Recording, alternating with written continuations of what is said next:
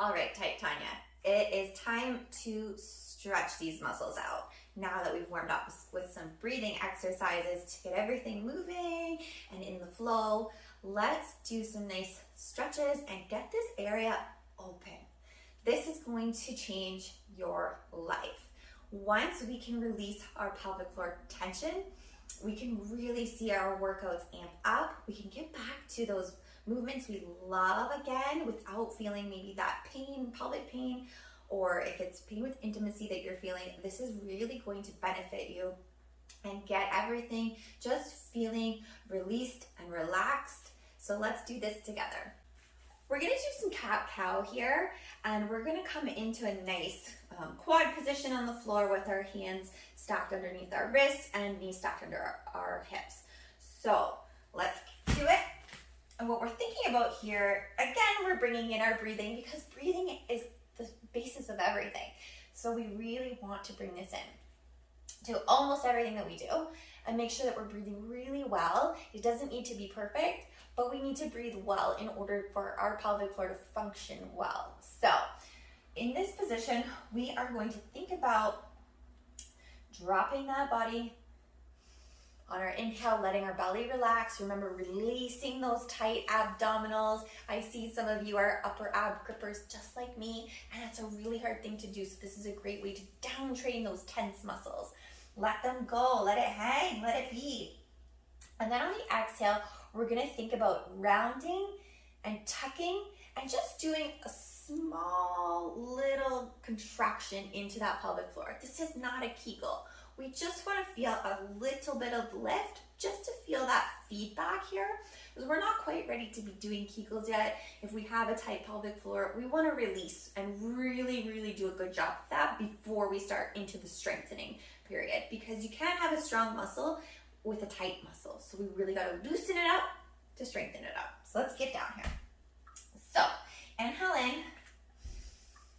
Drop that belly, really think about breathing in between those cheeks back there, get it all opened up. And exhale, around and lift.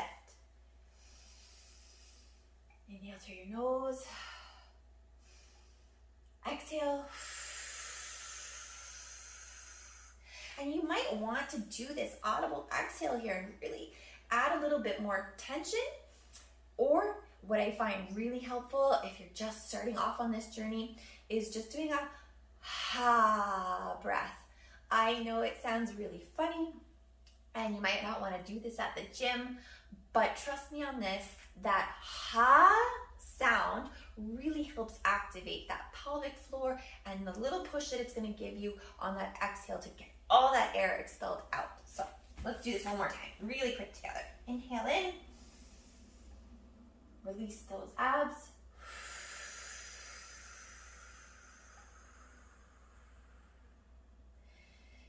Inhale in. Breathe all the way down. Exhale. Push up between those shoulder blades and tuck that tail gently under.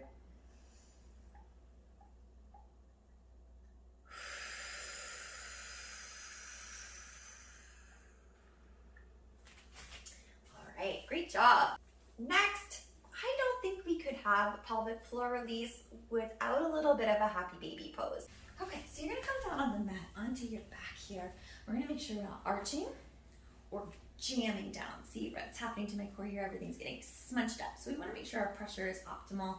A nice stacked body alignment, so our shoulders, heart, and our pelvic floor are nice and in line here. And we're just gonna bring either our knees to our armpits.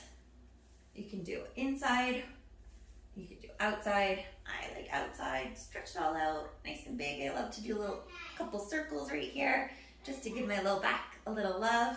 And then we're just gonna think about the same breathing techniques. Breathe all the way in, all the way down into that pelvic floor, open it up. Exhale from the bottom up.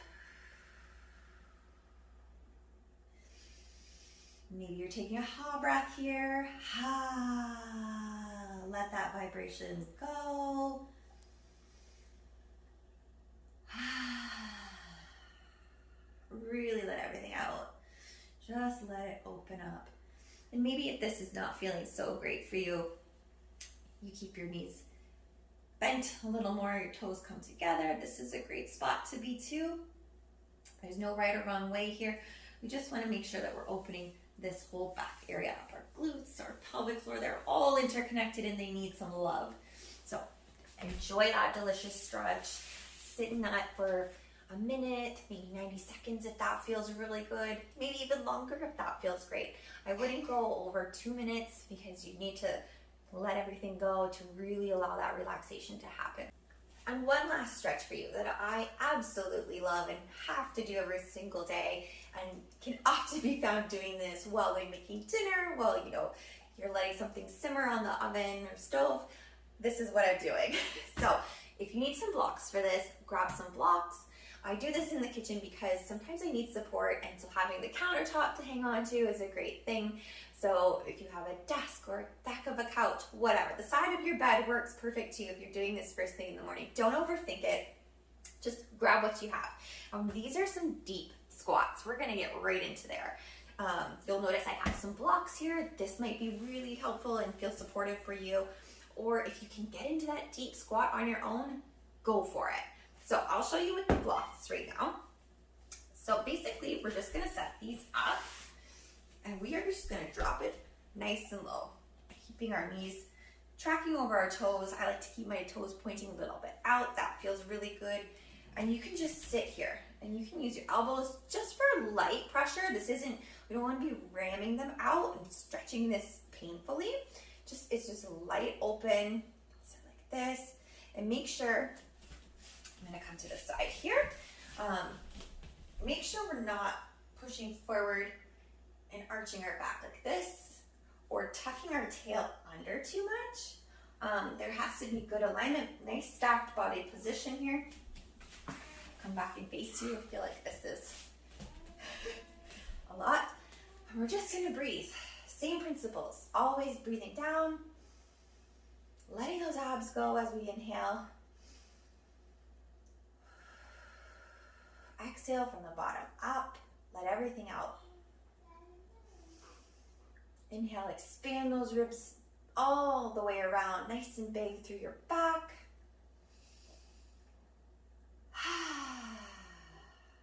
Let it all out. Okay, I'm going to show you this just all the way down. If you can get down here, great, do that. If you can't, don't worry about it. It's not the end of the world. The point is to just let this area stretch and move. Sometimes swaying a little bit while you're breathing is really beneficial. It gets those hip sockets moving and grooving and helping you too. It's all connected. So when we can relax, everything just works better. So I hope you've enjoyed these stretches. I'm gonna get out of this. And I hope that your pelvic floor is happier now than it was before you started.